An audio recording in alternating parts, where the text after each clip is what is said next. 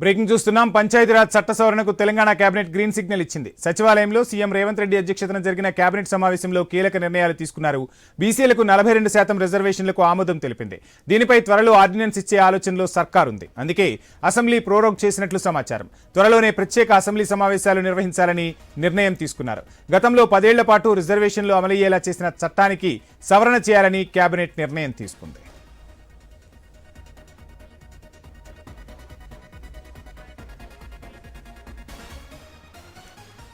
పంచాయతీరాజ్ చట్ట సవరణకు Telangana cabinet green signal ఇచ్చింది. సచివాలయంలో సీఎం రేవంత్ రెడ్డి అధ్యక్షతన జరిగిన కేబినెట్ సమావేశంలో కీలక నిర్ణయాలు తీసుకున్నారు. బీసీలకు 42% రిజర్వేషన్లకు ఆమోదం తెలిపింది. దీనిపై త్వరలోనే ఆర్డినెన్స్ ఇచ్చే ఆలోచనలో ప్రభుత్వం ఉంది. అందుకే అసెంబ్లీ ప్రోరోగ్ చేసినట్లు సమాచారం. త్వరలోనే ప్రత్యేక అసెంబ్లీ సమావేశాలు నిర్వహించాలని నిర్ణయం తీసుకున్నారు. గతంలో 10 ఏళ్ల పాటు రిజర్వేషన్లు అమలయ్యేలా చేసిన చట్టానికి సవరణ చేయాలని కేబినెట్ నిర్ణయం తీసుకుంది.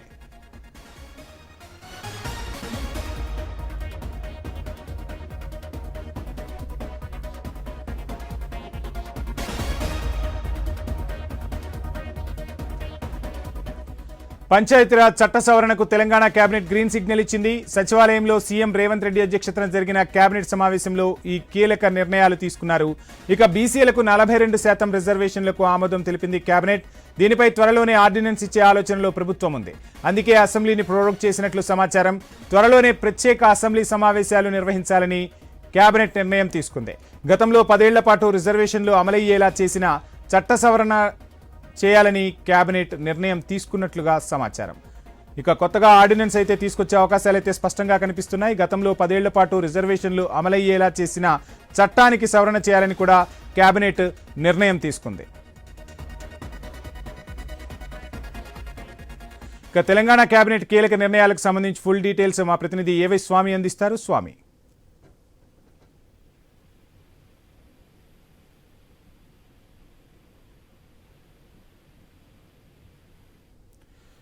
రైట్. మొత్తంగా పంచాయతీరాజ్ చట్ట సవరణకు తెలంగాణ కేబినెట్ గ్రీన్ సిగ్నల్ ఇచ్చింది. ఇక తెలంగాణ కేబినెట్ సమావేశంలో ఈ రోజు కీలక నిర్ణయాలు తీసుకున్నట్టుగా తెలుస్తుంది. ఆ కీలక నిర్ణయాలకు సంబంధించిన ఫుల్ డీటెయిల్స్ మా ప్రతినిధి ఏవై స్వామి అందిస్తారు. స్వామి, వంశీ, రాష్ట్ర కేబినెట్ సమావేశం ముగిసింది. మరి కాసేపట్లోనే పలువురు మంత్రులు మీడియా ముందుకు వచ్చి మాట్లాడబోతున్నారు.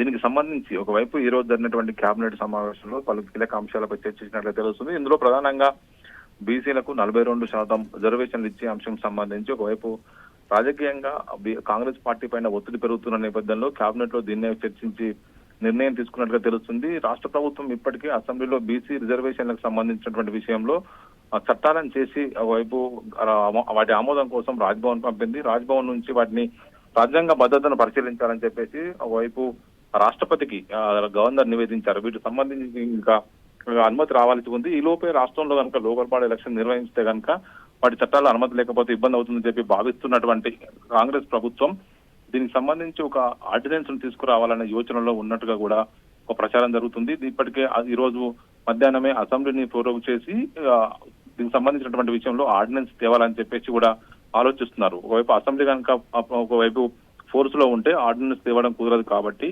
ఇప్పుడు ఆ ఆర్డినెన్స్ తేవడం కోసమే అసెంబ్లీని ప్రోరోగ్ చేశారు. మరోవైపు త్వరలోనే ఒకవైపు సెప్టెంబర్ 30 లోపు దీనికి సంబంధించిన ఎలక్షన్ ప్రక్రియను పూర్తి చేయాలని చెప్పేసి రాష్ట్ర హైకోర్టు ఇప్పటికే రాష్ట్ర ప్రభుత్వానికి ఒక ప్రొసీడింగ్ ఇచ్చింది. దీనికి సంబంధించి మేము కూడా అదే పనిలో ఉన్నామని చెప్పేసి కూడా ప్రభుత్వం ఒకవైపు హైకోర్టుకు నివేదించింది.